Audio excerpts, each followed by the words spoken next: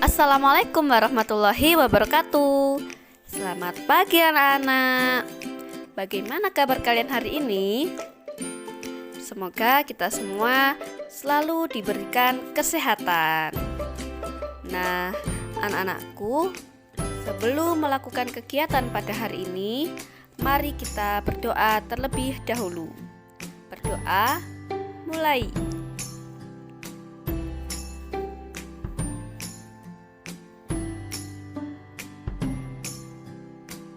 Berdoa selesai. Di video kali ini kita akan belajar tema 1, subtema 1, pembelajaran 1. Coba kamu perhatikan kelinci yang lincah meloncat berlari ke sana ke sini. Kenapa kelinci bisa meloncat dan berlari dengan lincah seperti itu ya? Benar, kelinci dapat bergerak lincah karena didukung oleh organ-organ geraknya.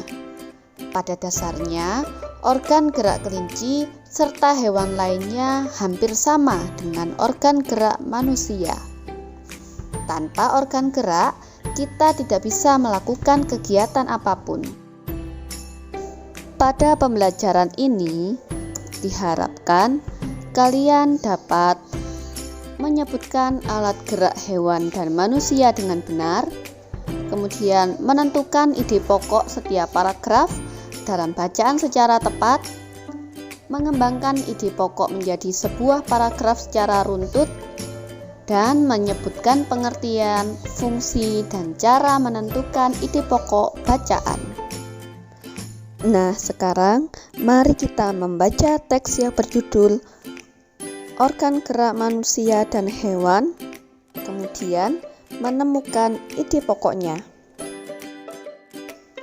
Organ gerak manusia dan hewan. Salah satu ciri dari makhluk hidup adalah bergerak. Secara umum, gerak dapat diartikan berpindah tempat atau perubahan posisi sebagian atau seluruh bagian dari tubuh. Makhluk hidup akan bergerak apabila ada rangsangan yang mengenai sebagian atau seluruh bagian tubuhnya. Gerak pada manusia dan hewan menggunakan organ gerak yang tersusun dalam sistem gerak. Organ gerak berguna untuk berjalan, berlari, melompat, meloncat, memegang, menggali, memanjat, berenang, dan sebagainya. Organ gerak pada hewan dan manusia memiliki kesamaan.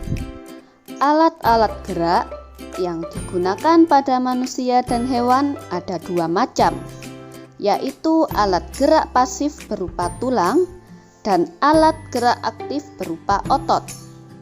Kedua alat gerak ini akan bekerja sama dalam melakukan pergerakan.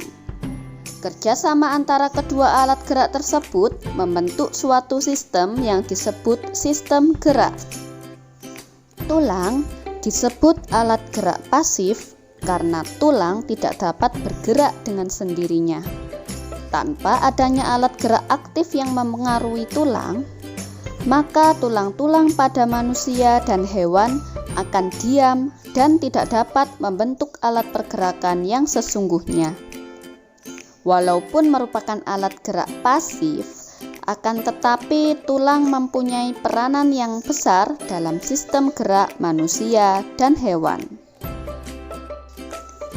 Otot disebut alat gerak aktif karena otot memiliki suatu senyawa kimia yang membuatnya dapat bergerak. Pada saat otot yang menempel pada tulang bergerak, otot tersebut akan membuat tulang bergerak. Teks berjudul Organ Gerak Manusia dan Hewan tadi terdiri atas 5 paragraf. Masing-masing paragraf tersusun dari ide atau gagasan pokok ditambah dengan kalimat-kalimat pengembang. Apakah kalian tahu apa itu ide pokok? Ide pokok adalah gagasan yang menjadi dasar sebuah paragraf. Nama lain ide pokok ini yaitu gagasan utama ataupun gagasan pokok. Ide pokok disajikan ke dalam bentuk kalimat utama. Kalimat utama yang memuat ide pokok ini bisa berada di awal paragraf, di tengah paragraf, atau di akhir paragraf. Nah, sekarang mari kita coba menemukan ide pokok dan kalimat pengembang pada paragraf 1 pada teks tadi ya. Ide pokok pada paragraf pertama ini yaitu salah satu ciri dari makhluk hidup adalah bergerak. Itu merupakan ide pokoknya, yaitu terdapat pada kalimat utama di awal paragraf. Sedangkan untuk kalimat pengembangnya yaitu secara umum gerak dapat diartikan berpindah tempat atau perubahan posisi sebagian atau seluruh bagian dari tubuh. Itu kalimat pengembang pertama. Kalimat pengembang berikutnya, makhluk hidup akan bergerak apabila ada rangsangan yang mengenai sebagian atau seluruh bagian tubuhnya. Untuk ide pokok dan kalimat pengembang pada paragraf kedua dan seterusnya, kalian temukan secara mandiri ya. Kamu sudah mengetahui apa ide pokok dan juga kalimat pengembang. Nah, sekarang mari kita mengembangkan ide-ide pokok yang ada menjadi sebuah paragraf. Nah, contoh ide pokok yang pertama yaitu organ gerak terdiri atas dua macam. Kita akan mengembangkannya menjadi sebuah paragraf. Jadi kita tulis dulu ide pokoknya di awal. Jadi organ gerak manusia dan hewan terdiri dari dua macam. Kemudian kita tambahkan kalimat pengembangnya menjadi ada organ gerak pasif yaitu tulang, ada juga organ gerak aktif yaitu otot. Tulang dan otot memiliki fungsi masing-masing dalam sistem gerak manusia dan hewan. Jadi, kalimat pengembang yang kita gunakan yaitu kalimat yang dapat menjelaskan ide pokok. Di situ contohnya ide pokoknya yaitu organ gerak manusia dan hewan terdiri dari dua macam. Maka kalimat pengembangnya menjelaskan dua macam dari organ gerak tersebut. Nah, sekarang coba kamu kembangkan dua ide pokok yang lain ya. Kita sudah menentukan ide pokok dari teks bacaan organ gerak manusia dan hewan. Kita juga sudah mengembangkan paragraf. Nah, sekarang coba kita simpulkan apa itu ide pokok, apa fungsi ide pokok, dan bagaimana cara menentukan ide pokok.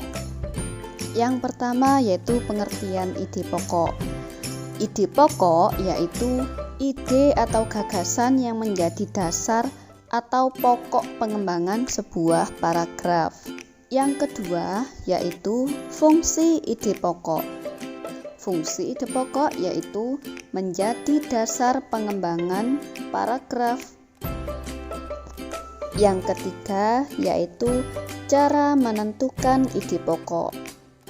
Cara menentukan ide pokok antara lain yang pertama, membaca kalimat dalam paragraf satu demi satu. Kemudian menentukan inti paragraf tersebut. Inti paragraf itulah yang disebut ide pokok atau pikiran utama. Terima kasih anak-anak hebat yang sudah semangat belajar. Sampai jumpa di pembelajaran berikutnya. Wassalamualaikum warahmatullahi wabarakatuh.